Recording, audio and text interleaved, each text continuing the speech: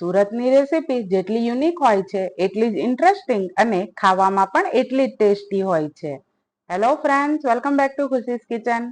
આજે હું તમારી સાથે સુરતનું ફેમસ સ્ટ્રીટ ફૂડ રાંદેલની પ્રખ્યાત આલુપુરીની રેસીપી શેર કરીશ. આલુપુરી બનાવવા મેંદાની વ્હાઇટ કલરની પૂરી બનાવવામાં આવે છે જે ક્રિસ્પી નથી હોતી. સાથે થોડા મસાલાઓ ઉમેરી વટાણા તેમજ બટાકાનો રગડો અને આલુપુરી જેના વગર અધૂરી છે તેવી તીખી ગ્રીન ચટણી અને સાથે ખાટી કોકમની ચટણી. આ કોકમની ચટણી આલુપુરીમાં એક અલગ જ ટેસ્ટ લઈને આવે છે.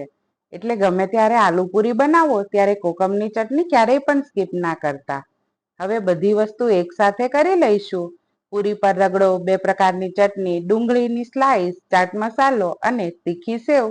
જોતા જ ખાવાનું મન થઈ ગયું ને? તો ચાલો આખી રેસીપી વિગતવાર જોઈએ. સૌ પ્રથમ આલુપુરીની પૂરી બનાવવા માટે મેં અહીં 1.5 કપ મેંદો લીધો છે, જેમાં સ્વાદ અનુસાર મીઠું ઉમેરી 1 ટેબલસ્પૂન તેલ એડ કરી ધીમે ધીમે પાણી ઉમેરતા જઈશું અને પૂરી જેવો લોટ બાંધીને તૈયાર કરી લઈશું. હવે લોટને તેલ લગાવી 20 મિનિટ માટે રેસ આપી દઈશું. ત્યારબાદ તીખી ગ્રીન ચટણી બનાવવા માટે મિક્સર જારમાં 1 કપ લીલા ધાણા, થોડા ફુદીનાના પાન, 2 તીખા મરચા, 1 ઇંચ આદુનો ટુકડો અને 3 થી 4 લસણની કળી, 1 ટેબલસ્પૂન શેકેલું જીરું, સ્વાદ અનુસાર મીઠું, 1 ટેબલસ્પૂન ખાંડ અને અડધા લીંબુનો પૂરેપૂરો રસ નીચોવી જરૂરિયાત પ્રમાણે ઠંડુ પાણી એડ કરી તીખી ગ્રીન ચટણી બનાવીને તૈયાર કરી લઈશું.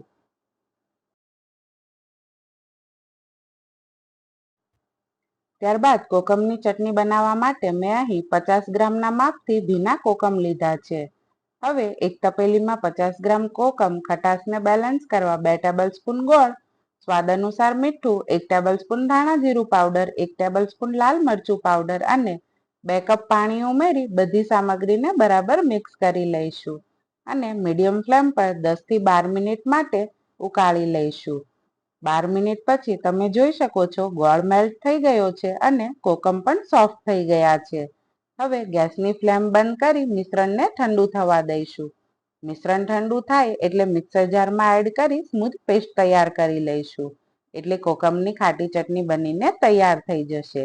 આલુપુરી બનાવતી વખતે કોકમની ચટણી જરૂરથી બનાવજો. આલુપુરીમાં કોકમની ચટણીનો એક અલગ જ સ્વાદ છે.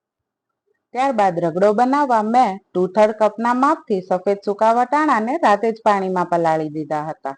અત્યારે 8 કલાક પછી વટાણા સરસ ફૂલી ગયા છે.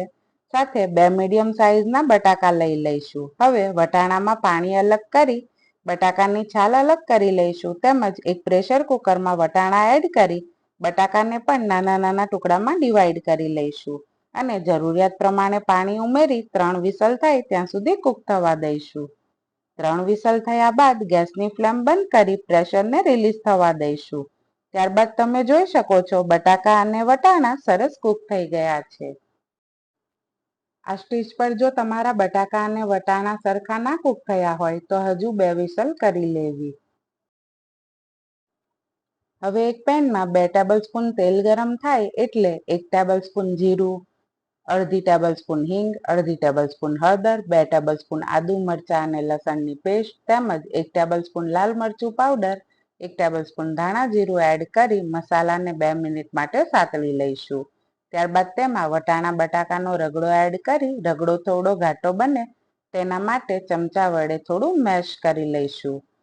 ત્યારબાદ તેમાં સ્વાદ અનુસાર મીઠું, 1/2 ટેબલસ્પૂન ગરમ મસાલો ઉમેરી 5 મિનિટ માટે કૂક કરી લઈશું. ત્યારબાદ ગેસની ફ્લેમ બંધ કરી લીલા ધાણા એડ કરી રગડો તૈયાર કરી લઈશું. હવે લોટને થોડો મસળી તેમાંથી મીડિયમ સાઈઝની લોઈ લઈને એક મોટી અને પતલી રોટલી બનાવીને તૈયાર કરી લઈશું. અહીં રોટલી વણતી વખતે ગોળ શેપ આપવો જરૂરી નથી. રોટલી બની જાય એટલે નાની ગોળ શેપની વાટકીથી મોટી રોટલીમાંથી આવી રીતે નાની નાની પૂરી તૈયાર કરી લઈશું અને વધારાના લોટને અલગ કરી. હવે મીડિયમ ફ્લેમ પર આપણે બધી પૂરીને તળી લઈશું. ધ્યાન રાખવું કે પૂરીને આપણે ક્રિસ્પી કે ગોલ્ડન બ્રાઉન થાય ત્યાં સુધી નથી તળવાની. બંને બાજુ ફેરવી તરત જ પૂરીને તેલમાંથી કાઢી લઈશું તેમજ એક પ્લેટમાં લઈ લઈશું. હવે પૂરીને એક ઉપર એક એમ ઉપર ગોઠવી લઈશું જેથી પૂરી સોફ્ટ જ રહે. ત્યારબાદ સલાડ માટે એક સ્લાઇડરની મદદથી ડુંગળીની સ્લાઇસ કરી લઈશું. હવે તૈયાર કરેલી પૂરીને એક પ્લેટમાં ગોઠવી લઈશું. ત્યારબાદ પૂરી ઉપર વટાણા બટાકાનો રગડો ઉમેરી દઈશું. પછી કોકમની ખાટી ચટણી અને ગ્રીન તીખી ચટણી ઉમેરી તેના પર ડુંગળીની સ્લાઇસ, ચાટ મસાલો અને તીખી સેવ એડ કરી રાંદેલની પ્રખ્યાત આલુપૂરી ઘરે જ બનાવીને તૈયાર કરી લઈશું.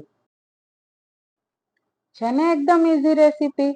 તો જો તમને મારી રેસીપી પસંદ આવી હોય તો વિડીયોને તમારા ફ્રેન્ડ્સ અને ફેમિલીમાં જરૂરથી શેર કરજો.